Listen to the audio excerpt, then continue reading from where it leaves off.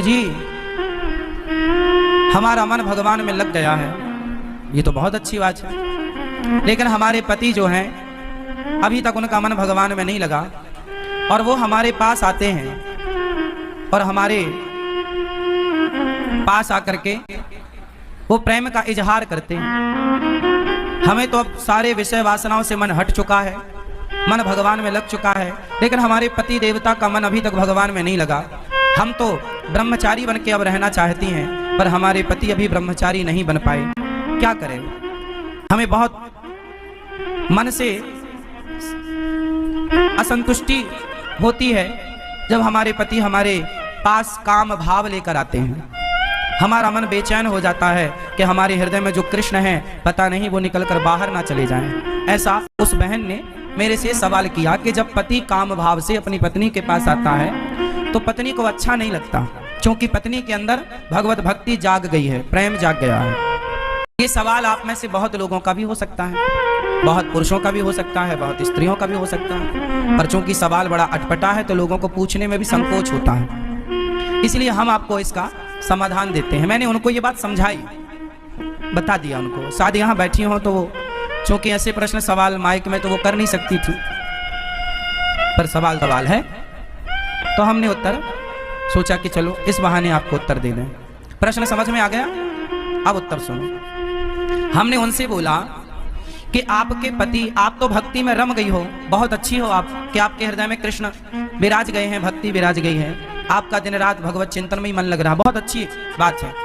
लेकिन जो आपके पति हैं अभी उनका मन विषयों में है, और यदि आपने भी इनकार कर दिया कि आप हमारे पास मत आओ तो आपके पति फिर पराई स्त्री के गामी हो जाएंगे, वो दूसरी स्त्रियों के पास जाने स्टार्ट कर देंगे, वैश्याओं का गमन करने लग जाएंगे, वैश्यागामी हो सकता है इसलिए तुम्हारा पति। इसलिए तुम्हारे अंदर तो कोई वासना है नहीं, लेकिन पति के अंदर यदि है तो पति पत्नी के पास ही तो जाएगा। यदि तुमने भी उसे हटा दिया अपने पास से तो वो वैश्यागामी, उसका चरित्र बिगड़ जाएगा। इसलिए तुम्हारा धर्म है। मीराबाई के साथ भी यही था, बिल्कुल सेम। मीरा का विवाह बचपन में कृष्ण से हो गया था, मान लिया था उन्होंने पति कि मेरे तो पति गिरधर गोपाल हैं, लेकिन फिर भी उनके माँ बाप ने जबरदस्ती उनका विवाह भोजराज से कर दिया, जो राणा के बेटे हैं। तो भोजराज राणा के साथ उनका विवाह हुआ। जब उनकी पहली रात आई मिलन की, मीराबाई को बिठाया गया एक कमरे में, सिर्फ दीपक का प्रकाश था, और जो कि रिवाज है घूंघट डाल के मीराबाई को बिठाया गया। तभी रात्रि को, पहली रात्रि पहला मिलन जब भोजराज आए तो मीरा ने अपना दुपट्टा, अपना मुंह खोलते हुए भोजराज से कहा कि ये दुनिया कहती है कि आप मेरे पति हैं, कि ये दुनिया कहती है कि आप मेरे पति हैं, पर मेरी अंतरात्मा तो कहती है कि मेरे पति केवल कृष्ण हैं। लेकिन मेरे मन पर, मेरे प्राणों पर तो कृष्ण का अधिकार है, लेकिन आप व्यवहार जगत में मेरे पति बने हैं। सारी दुनिया तो यही मानती है कि आप मेरे पति हैं, कृष्ण मेरे पति हैं, ये तो केवल मैं जानती हूं। मेरे मन की बातें या मैं जानूं या वो जाने, आप तो नहीं जान पाओगे। तो मेरा मन, मेरे प्राणों पर, मेरे मन पर तो मेरे कृष्ण का अधिकार है, लेकिन आप यदि मुझे अपनी पत्नी मानते हैं तो आपके सामने मेरा शरीर है। यदि मेरे शरीर की भूख है आपको तो मेरे शरीर से आप अपनी भूख मिटा सकते हैं, मैं मना नहीं करूंगी। आप मेरे शरीर से अपनी भूख मिटा लीजिए, लेकिन मेरे मन पर, मेरे प्राणों पर तो मेरे गिरधर गोपाल का ही वश है, कब्जा है। तो इस बात से यह सिद्ध होता है कि यदि आपका पति कामुक है तो फिर आपका धर्म है कि आप अपने पति को भी धीरे धीरे सत्संग से जोड़ें, कथाओं से जोड़ें, धीरे धीरे उसके मन को भी बदलें और उसका साथ दें। आप यदि सोचेंगे कि मैं तो भक्ति में रमी हूं, अब मेरे पति जो मेरे साथ रमण करेंगे, तो वो गलत है। वो गलत नहीं है, आपका धर्म है कि आप अपने पति को खुश रखें, प्रसन्न रखें। धीरे धीरे उसे भी सत्संग से जोड़कर देखो, मन बदला जा सकता है, मन बदला जा सकता है। कैसे? सत्संग से। यदि स्त्री भक्ति करने लग गई और पति को छोड़कर चली गई तो तुम्हारा कल्याण होगा। तुम्हारा धर्म क्या है कि यदि तुम्हारे हृदय की शुद्धि हो गई है तो तुम अपने परिवार के सभी सदस्यों की, अपने पति की, अपने बच्चों की भी शुद्धि करो हृदय की। अपने भक्ति के प्रभाव से, अपने जप अपने तप के प्रभाव से। यदि आप केवल भक्ति करने लग गई और भाग गई घर से कि अब जी तो मैं तो वृंदावन रहूंगी, मैं तो घर में नहीं रहूंगी, तो ये तो भागना हो जाएगा, ये तो रण छोड़ के भागना हो जाएगा। फिर आपका धाम में आकर के वास करना, अपने पति को छोड़कर, अपने बच्चों को छोड़कर, ये आपका धर्म नहीं है। धर्म तो ये है कि पति और बच्चों के साथ रहकर जो प्रेम आपके भीतर जागा है, वही प्रेम पति और पुत्र के भीतर जागा कर उनका भी कल्याण कीजिए और उनका साथ दीजिए। और ये पति पत्नी का अधिकार होता है एक दूसरे के लिए। उस अधिकार से ना पत्नी वंचित करे पति को, ना पति वंचित करे पत्नी को। पति पत्नी दोनों आप खुश हैं, ये बहुत अच्छी बात है। ना तो पत्नी पर पुरुषगामी बने, ना तो पति पर स्त्रीगामी बने। यदि कोई पुरुष पर स्त्रीगामी है, याद रखिएगा, बहुत स्पष्टता से समझिएगा, यदि कोई पुरुष पर स्त्रीगामी है और कोई स्त्री पर पुरुषगामी है, तो आप ही बताइए दोषी कौन है? उत्तर दो। यदि आपका पति पर स्त्रीगामी है, मीन्स पर स्त्री के पास रहता है, तो इसका जिम्मेदार कौन है? कौन कौन?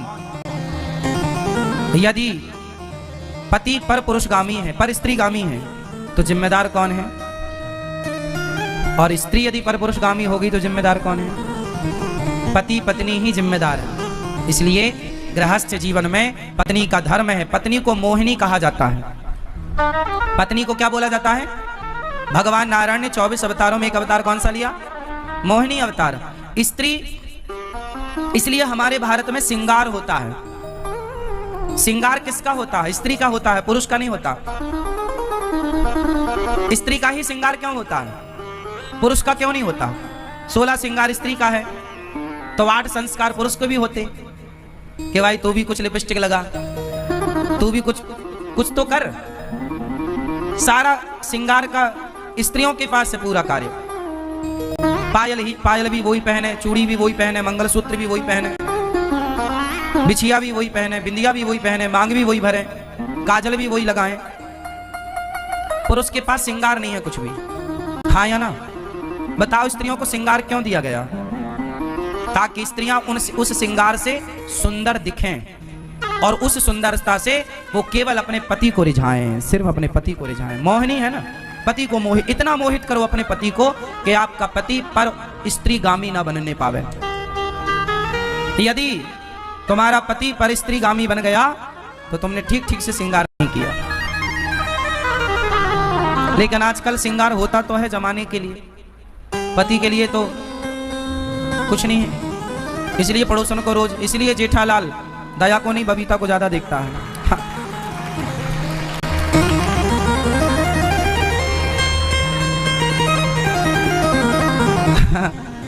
सही है ना? तो स्त्री को कैसा होना चाहिए? पति के लिए मोहिनी होना चाहिए, जो अपने पति के मन को मोहित करती रहे। और आपने यदि मोहित नहीं किया तो आपकी पड़ोसन मोहित कर लेगी, और वो मोहित करेगी तो फिर आप रोती आओगी, गुरुजी हमारे पति का चक्कर है। समस्या सब तरफ से है। मोहित करो वो अच्छा है। ये मोहित है? कहां धर्म पत्नी आपकी? घर मोहित कर लेती है वो आपको? उन्हीं से मोहित हो ना? हाँ, या तो पत्नी से मोहित रहो, या पति से, या परमेश्वर से, तीसरा कोई नहीं। और पति पत्नी का भी एक टाइम है।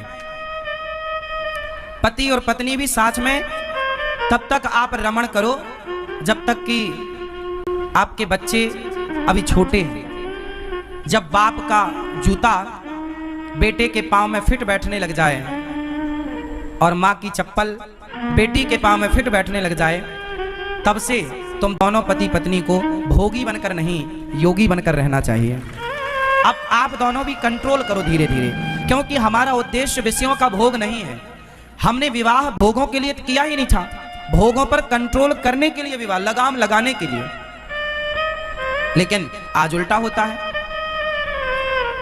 कि मन की चंचलता बढ़ती चली जाती है। अच्छा, ये सारे दोष इसलिए होते हैं क्योंकि सत्संग नहीं है। क्या नहीं है? सत्संग। और सत्संग ना होने से बिनु सत्संग विवेक ना होई, और राम कृपा बिनु सुलभ ना सोई। सत्संग की जरूरत है।